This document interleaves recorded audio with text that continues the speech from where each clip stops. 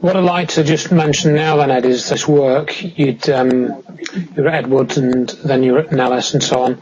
You did also have some sightings of objects, and I wondered if you could describe those to us. I think the first time you were with Jerry Elworth, who I think was the chap you mentioned earlier on, that you worked together a lot, you know, and you handpicked him for some jobs and that. So you're with him, and you're on top of the Fairchild hangar. And that was where they were developing the A10 Warthog, and this was in about 1975, and it was about midnight or between midnight and 2 a.m. that sort of time, I believe. Jerry Elric and he worked with me and for me at Edwards Air Force Base from 73 to 76. And I believe it was around 1975. It's the middle of the night. We were on top of we'd climbed up the staircases, metal staircase on the outside of the hangar to the top of the hangar. And we were up there smoking. Were you on a night shift then, or, you know, were you just going up there to do a bit of stargazing?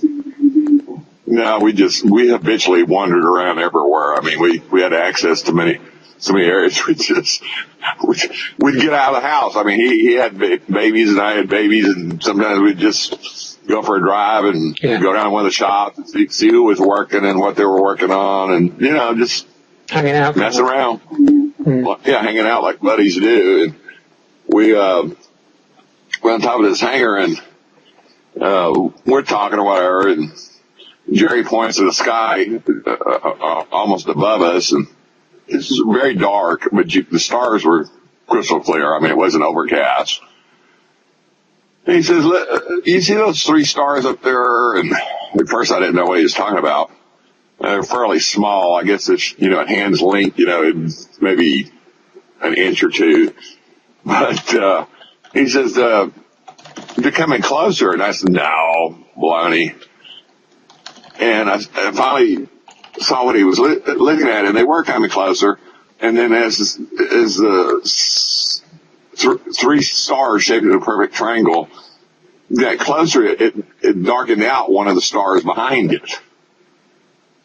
And Jerry got all excited. He says, man, that's something solid up there. You see that star blink out? And I said, yeah. And so it kept getting bigger and bigger and bigger, to where it would be like being a half a mile from the airport and seeing a 757 take off, except it was looked like 4 times bigger. And it would stop at some point, or seemed to stop, and then moved for a fraction of a second, and then just went off. It was over the horizon in like 1 second. It was just massive burst of speed. And did you see any lights on this? Well, the 3 stars were obviously lights on each corner. So it was triangular in appearance then? No, it was definitely triangular. From what we could see, it was a perfect triangle. And again, if you go north or northeast of Edwards, you end up in central Nevada. So either southern Nevada or central Nevada, and the only thing that a vehicle would be going to would be either Nellis Air Force Base or Groom Air Base. Yeah. So that was the first time, and we told everybody about it. And a few other people said, yeah, we've seen some strange triangles or whatever, and we didn't think much of it after that. I mean, we didn't obsess about it until we got to Nellis and had another experience. Yeah. So that was 75 then. So so the next one, well, that was a bit later, wasn't it? The one we're talking about was a bit later, but then there was another sighting that you'd had, I think, which was 78. And this was at sunset, wasn't it, where you were riding motorbikes? I think there were a group of 3 of you, were there, or more than 3, or? I can remember 4. There might have been a 5th one, but usually it was Jerry Elric, and Brian and Ray, and we had dirt bikes, cross-country bikes, dirt bikes, whatever you want to call them. Mm.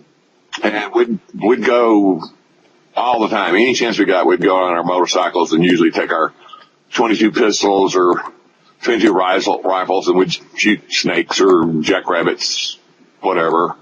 We're up in the high desert north of Nellis Air Force Base, which now would be called part of the Nellis Range. Now, Area 51's also a subsection of the Nellis Range. So we're riding our motorcycles, and whoever was in front stopped and pointed, I guess, a little bit south of us. Mm. And all of a sudden, the hill was covered with this massive shadow. And then we all looked up to see what was causing the shadow. And there was this triangle that, I thought, and Jerry thought it was like more than 400 feet across, but it happened so fast, it could have been anywhere from 200 to 600 feet. There was no way of knowing. But we first noticed this massive shadow, and we looked up, and it was, you could have, this thing was low enough that you could have probably shot it with a BB gun. Yeah. And it was just like a very overcast day where the shadow had cast. And then before we knew it, within a couple of seconds, it was gone. And there was, somebody said they heard some kind of noise. I felt like I heard some kind of hum. But you certainly didn't hear the roar of an engine like a jet engine or anything. No, it had no discernible noise, high noise like a jet or a helicopter or anything like that. And and were you actually were you riding on the motorbikes as this flew over you, or do you stop to have a cigarette or anything, or were you actually riding when this flew over you? Whoever it was in front that spotted the shadow coming across the ground stopped, and then we stopped. Yeah. And he pointed and hollered, and then instinctively we all looked up and saw this thing coming over, and it was moving at such a speed, it sure as hell couldn't have been a balloon, and it was so massive, and there was no vertical stabilizer or horizontal stabilizer, there was no fuselage, there were no engines that you could see. It couldn't have been a conventional aircraft of any kind. Yeah. Yeah. So that was, pretty strange, but I think, from your description, it seems plausible to me that you actually saw something like this again in 1979, and if I've understood this correctly, it was actually on the ground when he saw this thing, which, well, it could have been the same thing, or it could have been a different thing, but tell us about that. I was outside the hangar, thinking it was evening. It was a nice day. It was hot, but it's still fairly nice. And smoking a cigarette, and I had the goggles on, but they used to kind of make me a little bit dizzy because I couldn't wear my glasses with them. Yeah. So I got in the habit of kind of pull them down just a hair so I could just tilt my head forward and see over the top of them with my baseball cap on, my squadron hat. Yeah. And nobody seemed to notice that I could see over top of them. Or at that point, they recognized my face after being up there a few times. So I don't think they paid any notice to me. But I could see at the end of this long hangar on the tarmac or flight line, whatever you want to call it, there was this massive vehicle. And I could see the front tip, and where just the hair where it ended, and you could see it was curved. It was almost like the flat end of the vehicle was parallel to the hangar, except from where I was standing, I could see about a third of it. Right. And it was set up about 10 feet off the ground. It was several stories high, the body. And it was massive. I have no,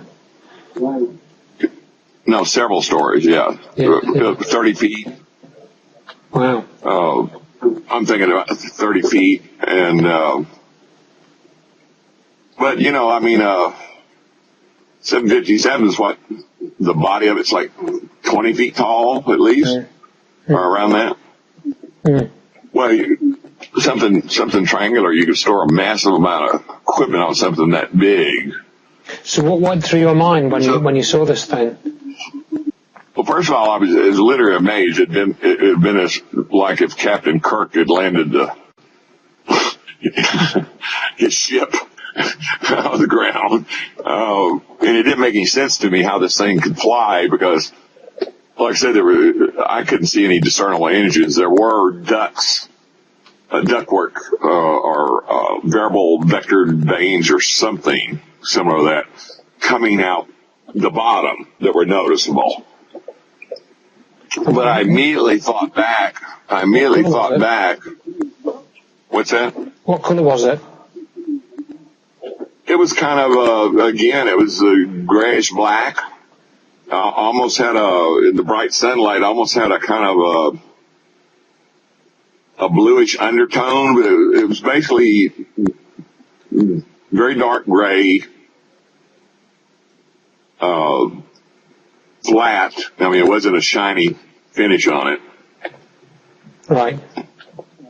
But I immediately thought back to the sighting that Jerry and I had on the Fairchild A-10 hangar at Edwards, and then, of course, when a number of us sighted it, this triangular-shaped vehicle in the desert on our motorcycle. So I was pretty much stunned, and I kept looking around me because I was afraid somebody was going to come up and club me on the head or something for gawking at this thing. Because obviously he wasn't, you know.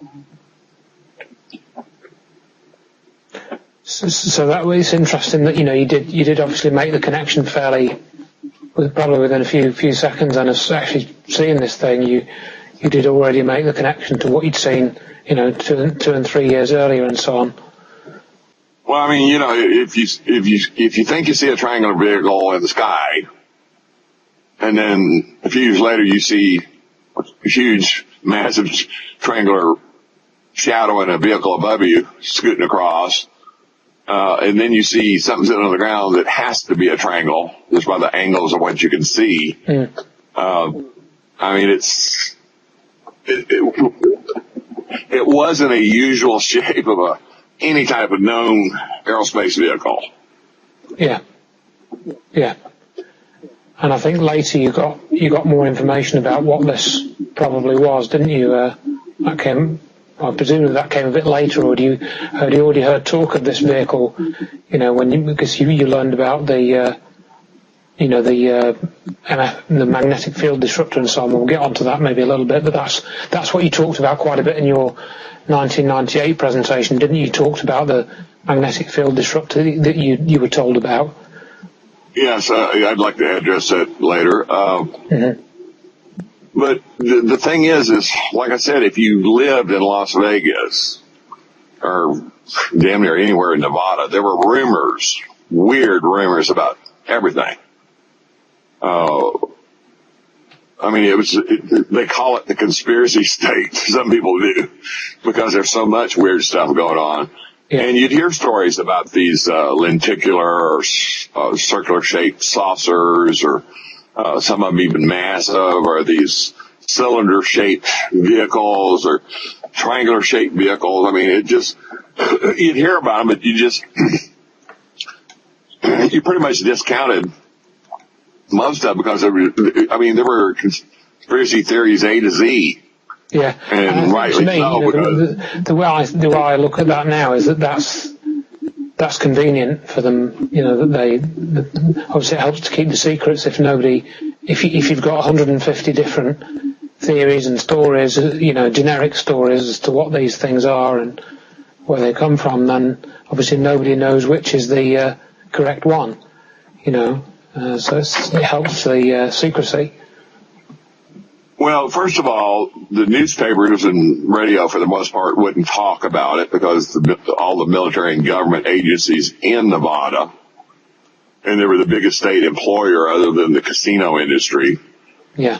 They just didn't talk about it, and there were so many sightings of unidentified flying objects of different shapes so often that it was just common knowledge, and everybody had seen something. If you lived there a year, you'd seen several somethings in the sky that didn't make any sense. So it just, I mean, it was like, oh, we had a mosquito storm, or had a lot of mosquitoes tonight. I mean, it was so mundane and so often that the news media just never mentioned it. Yeah. And that wasn't until George Knapp. And that wasn't until George Knapp and John Lear and Bob Lazar fabricated their story.